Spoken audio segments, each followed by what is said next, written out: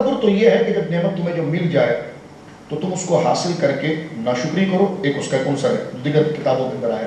لیکن اصل تکبر یہ ذکر فرمایا کہ جب اپنے مسلمان بھائی کو تم ہیچ اور حقیر سمجھو. تو اگر نوکر ہیں، خادمین ہیں، ان کے لیے آپ نے سرونٹ کوارٹر بنایا ہوا ہے، ان کے مزاج کے اعتبار سے ساری سہولت آپ نے دی ہے، اور معاشرے کے اندر جو چیزیں سہولت کے اعتبار سے دی جاتی ہے وہ پرووائڈ کی ہے، لیکن اپنی پرائیویسی کے اعتبار سے آپ نے اپنے مہمان اور اپنے متعلقین کے اعتبار سے رکھا ہے، اور تقوی کے اعتبار سے آپ نے کوئی فرق نہیں کیا ہے، اور کوئی تکبر کی فضا اور تکبر کی جو ہے کہ وہ ذہنیت اس میں سرزد نہیں ہوئی ہے، تو یقیناً یہ شرم قباحت نہیں ہے. ٹھیک ہے، یہ ہمیشہ سے معمول رہا ہے، صحابہ کرام علیہ رضوان کے دور میں معمول رہا ہے، یہ منع نہیں.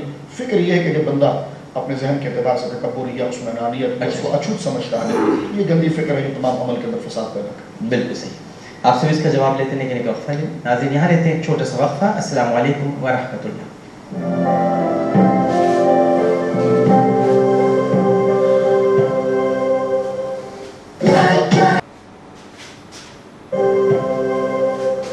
السلام علیکم ورحمۃ اللہ. عالم اور عالم میں خوش آمدید. اور چلتے ہیں حافظ مطیع الرحمان صاحب کی طرف اور ان سے معلوم کرتے ہیں نوکروں کے ساتھ جو سلوک ہے یہ اس بارے میں. یہ جو بسم اللہ الرحمن الرحیم، ڈاکٹر صاحب یہ جو درجہ بندی ہے یہ تو فطری چیز ہے، جس طرح کہ حضرت فرما رہے تھے کہ اس چیز کا تعلق تقدیر سے ہے. ٹھیک ہے، اگر کوئی امیر ہے تو اللہ کی مرضی سے، غریب ہے تو متوسط ہے، جو بھی ہے وہ اللہ کی رضا ہے.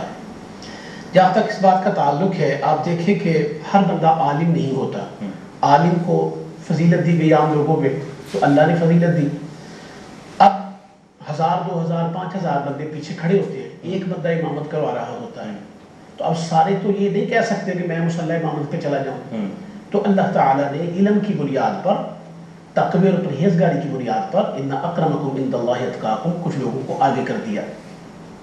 جہاں تک تعلق ہے گھریلو ملازمین اور دیگر غلاموں وغیرہ کا، تو اس کے لیے نبی پاک کی ہدایات یہی ہیں کہ جو خود کھاؤ ان کو کھلاؤ، جو خود پہنو ان کو پہناؤ. جہاں تک پرائیویسی اٹھنے بیٹھنے اور بیٹھنے اٹھنے سسٹم برخاستن کا تعلق ہے، وہ ہر بندے کا ایک اپنا ماحول ہے، اپنی پرائیویسی ہے. تکبر نہ ہو، نخوت نہ ہو.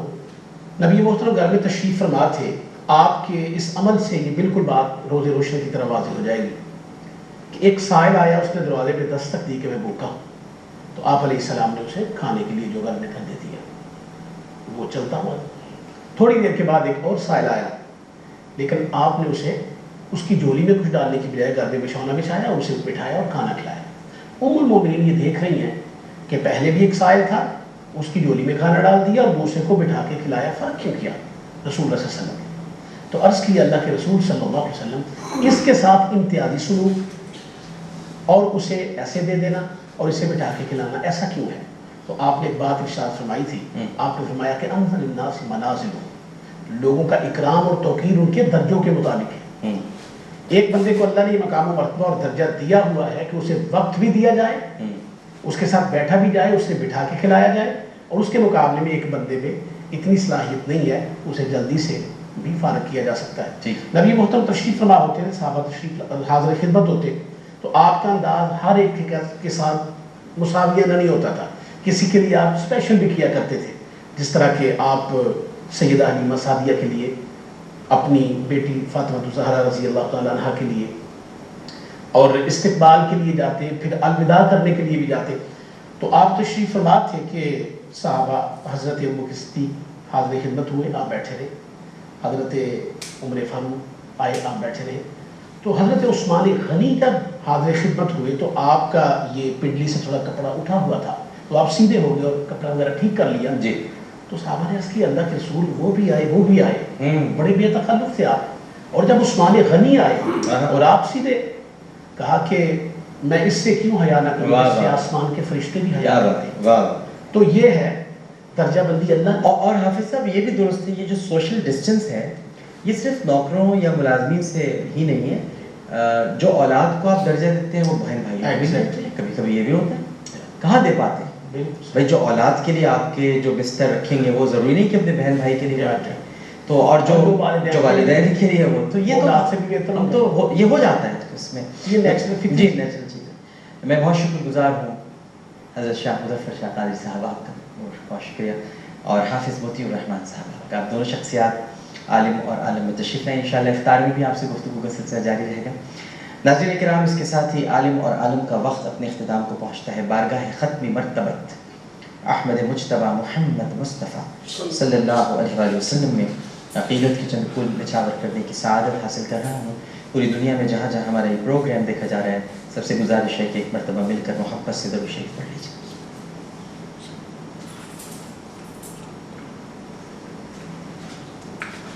یا محمد محمد میں کہتا رہا، یا محمد محمد میں کہتا رہا، نور کے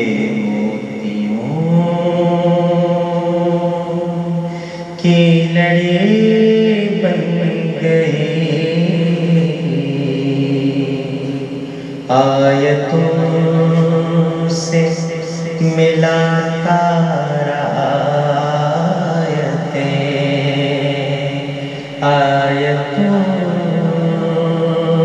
سے ملاتا رہا آیتیں، پھر جو دیکھا تو نعت نبی بن گئی. کون ہے جو طلبگار جنت نہیں، یہ بھی مانا کہ جنت ہے باغ حسین.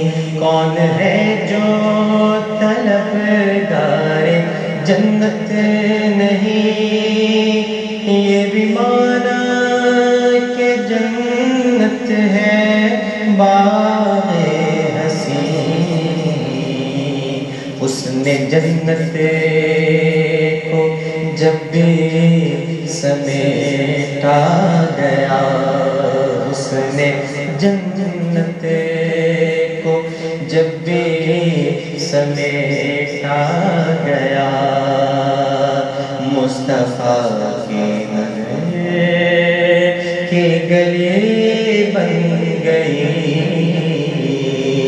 آیتوں سے ملاتا رہا آیتیں، پھر جو دیکھا تو نعت نبی بن گئی.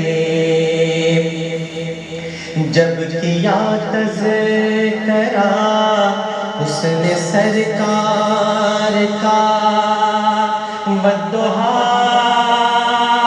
پڑھ لیا والقمر کہہ دیا. جب کیا تذکرہ حسن سرکار کا، بددعا پڑھ لیا والقمر کہہ دیا. آیتوں کی تلاوت بھی ہوتی رہی، آیتوں کی تلاوت بھی ہوتی رہی، نعت بھی بن گئی، بات بھی بن گئی، آیتوں سے ملاتا رہا آیتیں، پھر جو دیکھا تو نعت نبی بن گئی. جب بھی آنسو بہے میرے سرکار کے، سب کے سب اب رحمت کے چھیٹے بنے. جب بھی آنسو بہے میرے سرکار کے، سب کے سب اب رحمت کے چھیٹے بنے. ہو گئی رات جب زلف لہرا گئی، ہو گئی رات زلف لہرا گئی جب تبسم کیا چاندنی بن گئی آیتوں سے ملا تھا آیتیں پھر جو دیکھا تو ناٹھے نبی بن گئی سب سے سائم زمانے میں مجبور تھا میں بے کس تھا بے بس تھا مجبور تھا میری حالت پہ ان کو رحم آ گیا میری حالت پہ ان کو رحم آ گیا میری عظمت میری بے بسی بن گئی آیتوں سے ملا تھا آیتیں پھر جو دیکھا تو نعتیں نبی بن گئی یا محمد محمد میں کہتا رہا نور کے موتیوں کی لڑی